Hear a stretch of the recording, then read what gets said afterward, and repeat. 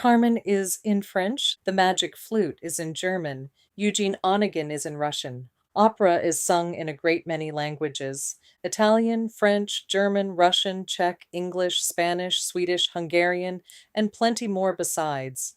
Italian is the most common, and there's a reason for that, but it's far from the only one. Opera was invented in Italy. Around 1600, in Florence, a group of writers and musicians set out to recreate what they believed ancient Greek drama had sounded like.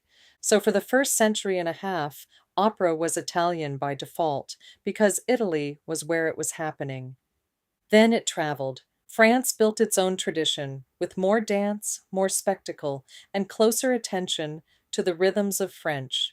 Germany built another, which gave us Wagner and Strauss. Russia gave us Tchaikovsky and Mussorgsky, drawing on Russian history and folk music. The Czechs gave us Janacek and Dvořák. The English gave us Purcell and Britten. Spain developed Zarzuela, which mixes spoken dialogue with operatic singing. Every one of those is opera. And here's the thing that surprises people most: the language has very little to do with where the composer came from. Mozart was Austrian. He wrote The Marriage of Figaro in Italian and The Magic Flute in German. Handel was German, living in London, writing Italian operas for English audiences. Composers chose whatever suited the piece or the theater paying for it. Italian does have one genuine advantage, though, and singers will tell you this themselves. It's a language of open vowels. O. Vowels are what you actually sing on, and Italian gives you long, clean ones with fewer hard consonants breaking the line. It's simply a comfortable language to sing in. German and Russian ask more of a singer. Beautiful, but harder work. Now, here's the part that matters when you're booking a ticket.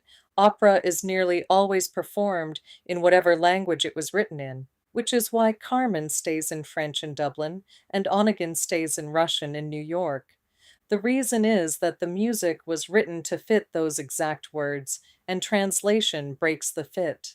The vowels land in the wrong places, and the phrases stop sitting naturally on the voice. You'll follow all of it anyway, because almost every house now runs surtitles above the stage, translating as it goes.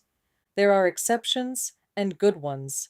English National Opera performs everything in English as a matter of principle, and plenty of companies do English versions for family performances.